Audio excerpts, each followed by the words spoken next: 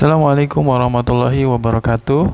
Alhamdulillah teman-teman, tidak terasa ya, hari ini kita sudah masuk ke buku tematik 4C.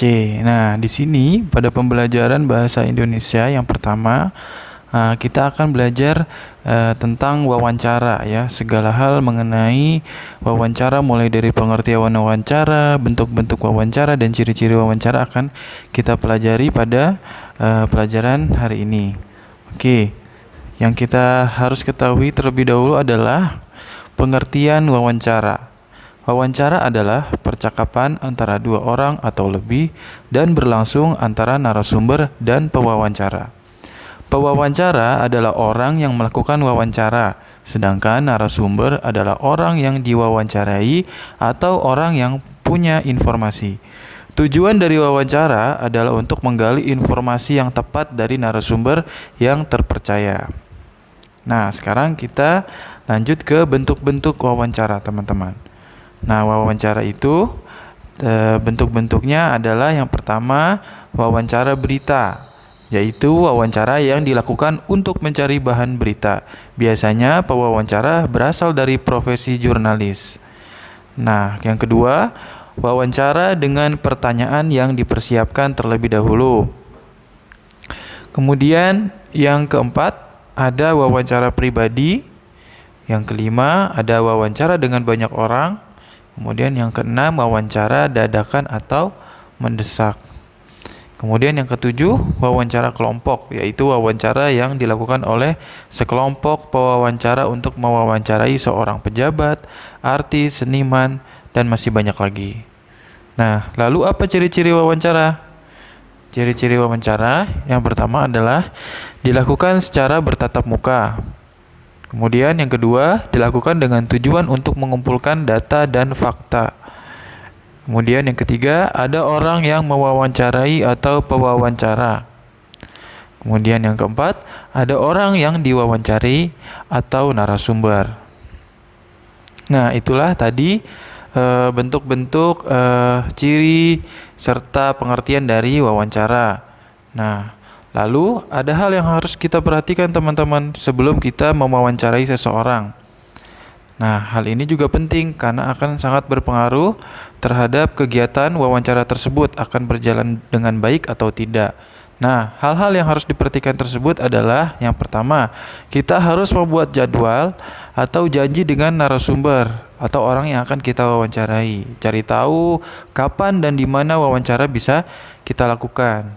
Kemudian yang kedua, mempersiapkan seluruh pertanyaan yang akan diajukan pada narasumber, sehingga pada sehari H atau waktu akan wawancara kita tidak kebingungan ya, teman-teman. Jadi kita sudah mempersiapkan dulu pertanyaan-pertanyaan yang akan kita ajukan. Kemudian yang ketiga, siapkan alat untuk mencatat dan merekam. Nah, ini penting sekali untuk pewawancara ya, teman-teman, karena tujuan wawancara adalah mendapatkan informasi. Jadi kita harus menyiapkan alat-alat untuk mencatat dan merekam kegiatan wawancara yang akan kita lakukan. Nah, itu tadi adalah hal-hal yang harus diperhatikan sebelum melakukan wawancara. Nah, penasaran seperti apa contoh dari wawancara? Kita simak video yang berikut ini. Sebelumnya saya ucapkan terima kasih kepada Ustazah Wati yang sudah menyempatkan diri untuk hadir untuk bisa diwawancarai. Nah, pertama-tama ya yang ingin saya tanyakan kepada Ustazah Wati adalah sejak kapan ya Ustazah memulai mengajar di Ihsan Mandiri saja? Mengajar, ya, terima kasih ya Ustaz Hafiz. Saya mulai mengajar di Ihsan Mandiri itu pada tahun 2018. Nah, 2018 itu tepatnya di bulan Maret waktu itu, di akhir menjelang akhir semester 2 gitu. Nah, alhamdulillah mengajar di Ihsan Mandiri ini yang pertama kali saya nggak langsung jadi guru tahfiz, Ustaz, tapi saya diamanahkan menjadi shadow teacher waktu itu. Nah, setelah itu saya berjalan dengan waktu sesuai dengan background saya, karena saya jurusan pendidikan agama Islam. Alhamdulillah setelah selesai menjadi guru shadow, saya diamanahkan menjadi guru tahfiz sekaligus memegang mata pelajaran pendidikan agama Islam. Ya, itu Ustaz. Terima kasih Ustazah Wati. Kemudian pertanyaan kedua nih Ustazah, kenapa Ustazah memilih profesi guru nih? Kenapa mau mengajar anak-anak? Iya. Nah, alasan saya kenapa saya memilih jadi seorang guru, menurut saya Ustadz, guru itu menyenangkan, ya, bisa bersama anak-anak itu luar biasa. Yang tadinya saya mungkin di rumah kurang sehat, sampai di sekolah melihat anak-anak yang ceria, senang, akhirnya saya sehat kembali gitu. Selain itu Ustadz yang luar biasanya lagi, menjadi seorang guru itu ilmunya sebagai amal jariah yang tidak akan pernah terputus sampai kita meninggal dunia. Nah, apa saja yang kita ajarkan sama anak-anak itu akan terus mengalir pahalanya walaupun kita sudah meninggal dunia. Itu sih singkat saja Ustaz. Yang terakhir Ustazah juga gimana sih kesan dan kesannya Ustazah selama mengajar di SD Insan Mandiri ini?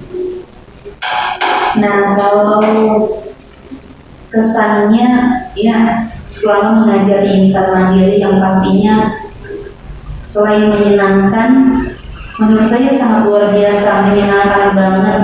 Sampai-sampai kalau seandainya ditanya apakah Ustazah akan siap meninggalkan Insan Mandiri, dulu siap. Saking cintanya dengan Insan Mandiri gitu. Kemudian selain menyenangkan, banyak ilmu yang saya dapatkan yang pastinya bisa sama anak-anak itu juga banyak ilmu yang saya dapatkan. Jadi selain saya mengajar, saya juga mendapatkan ilmu yang sangat-sangat luar biasa. Itu saja. Terima kasih Ustaz. Oke, terima kasih Ustazawati sudah informasi dan fakta yang sudah saya dapatkan. Sekali lagi terima kasih banyak untuk waktunya.